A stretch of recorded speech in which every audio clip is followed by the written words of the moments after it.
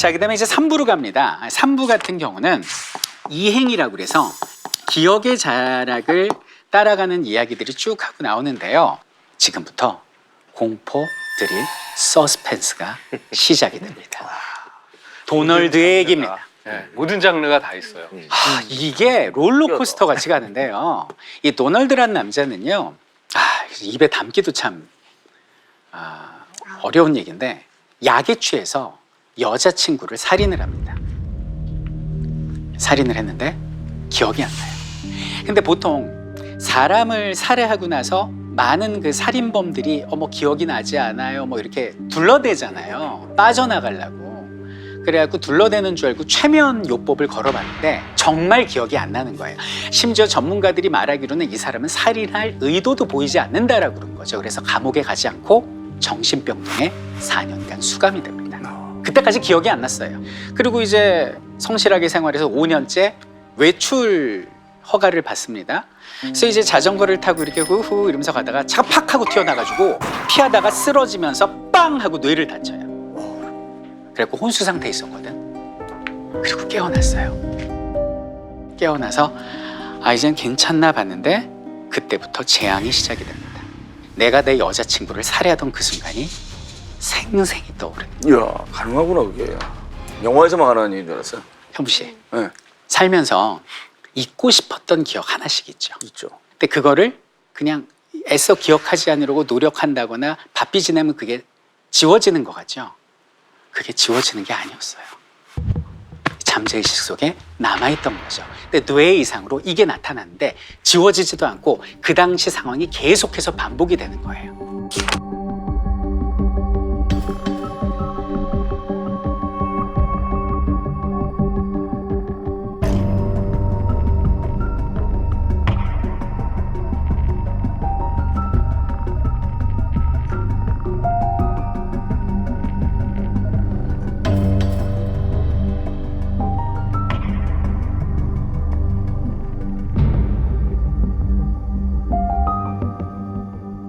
이 사람 완전히 미쳐버리기 직전이었습니다. 현무 씨 같으면 어떡하시겠어요? 안 지워져요.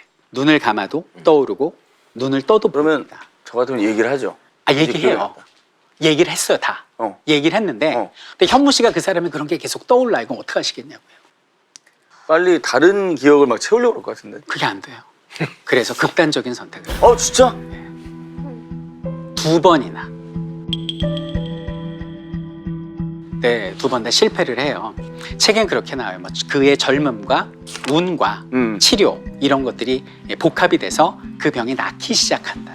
그래서 좀 상태가 좋아질 수 있었다라고 얘기를 하는데 여기서 가장 눈에 들어오는 워딩은 뭐냐면 이제 그 정신의학자 프로이드가 한 말인데요.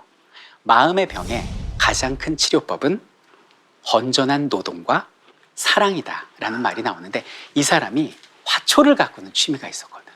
그게 살린 거예요. 보면 마음의 병이 있는 분들은 관심과 사랑이 필요하지만 내가 관심을 주고 사랑할 수 있는 대상이 정말 필요하다고 하시잖아요. 그게 도널드한테는 화초였던 거죠. 퇴계 이황 선생님의 유언이 뭐냐면 매화나무에 물을 주거라.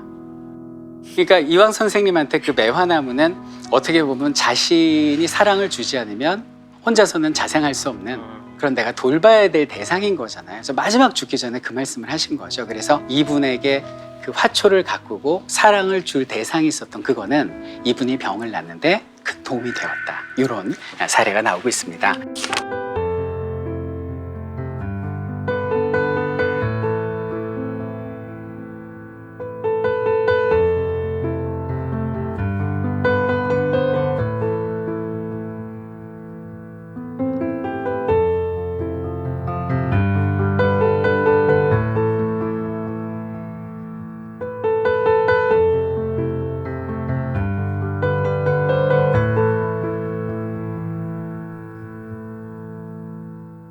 가구가 있는데요. 단순함입니다.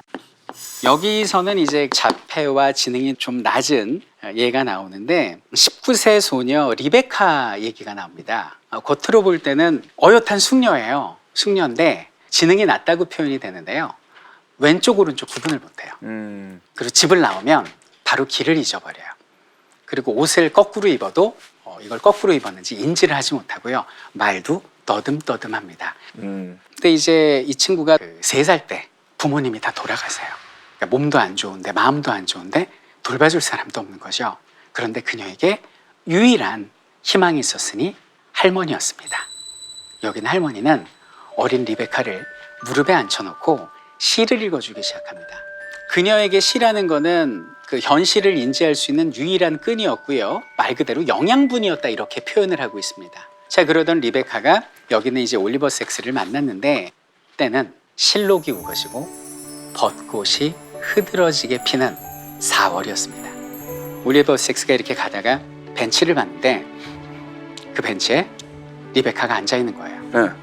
네. 리베카가 이렇게 자연을 바라보고 있는데 사람 그 느낌이라는 게 있잖아요. 내가 봤던 부족해 보이는 그 모습이 아닌 거예요. 고결하고 기품이 넘치는 숙녀가 자연을 이렇게 바라보고 있는 거예요. 그러더니 이렇게 벤치에 있다가 뒤를 돌아보는데 너무 아름답지 않아요? 이렇게 말을 하는 건 아니지만 이런 표정을 짓는데 완전 이 의사분이 심쿵을 한 거예요. 어이 뭐냐? 이 눈빛 뭐냐? 그래갖고 다가갔어요. 그때 리베카는 이렇게 이야기를 합니다. 봄, 탄생, 성장, 깨어남, 계절, 만물이 때를 만난다. 이렇게 얘기를 해요. 이게 성경에 나오는 전도서에 나오는 내용을 인용을 해서 시적 표현을 한 거죠. 이때 이 사람은 얘는 남들과 다른 비범한 능력이 있구나라는 걸 깨닫게 됩니다. 그래서 엄청난 매력을 느끼고 그녀를 치료하게 되는데 몇 번 치료를 하면서 리베카에게 경외심을 가지게 됩니다. 그런데 그해 11월에 할머니가 돌아가세요. 이제 리베카는 혼자 남았습니다. 리베카의 집을 찾아갔는데 썰렁하더라는 거예요. 네. 그래갖고 리베카 괜찮니? 하고 물어봤더니 리베카가 이렇게 말하더래요. 할머니는 왜 돌아가셨을까요? 그리고 눈물을 흘립니다. 그리고 이렇게 덧붙여요. 내가 지금 우는 거는요, 할머니 때문이 아니라 나 때문이에요. 할머니는 이제 잘 되셨어요. 왜냐하면 영원의 집을 향해 여행을 떠나셨으니까요. 너무 추워요. 밖이 추워서가 아니에요. 이 집안이 겨울인걸요. 죽음처럼 차가워요. 할머니는 나의 일부였어요. 이제 나의 일부도 할머니와 함께 죽고 만 거예요. 지금은 겨울이라 내가 죽은 것 같은 기분이 들지만 분명히 봄이 다시 돌아올 거예요. 그러니까 그녀는 자신의 슬픔을 이렇게 시로 표현하고 있었던 거죠. 그 다음에 이제 리베카가 이제 치료를 하는데 리베카가 굉장히 좋아져요. 어떤 치료였을까요, 현무 씨? 치료? 뭐 약물이나 이런 치료는 아니에요. 상담도 아니고 예술적 치료예요. 저와 관련 있습니다. 연기. 정답. 요즘에 연기가 많이 늘었어요. 저기요. 옛날에 장군만 하더니 요즘엔 뭐 그 여자도 하고. 오늘은 19세 저기 이렇게 공감 능력, 빙의 능력. 네. 네. 말씀 감사한데 포장 능력. 현무 씨한테 연기를 평가받고 싶진 않아요.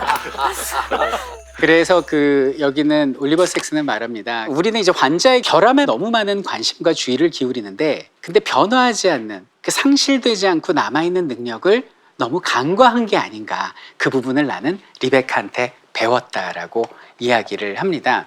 저는 이 책을 덮으면서 그런 생각을 했어요. 과학기술과 의학기술이 발전하면서 육체의 질병이 극복됐다고 말하는 이 시대에 마음의 질병은 점점 깊어져 가고 있지 않나.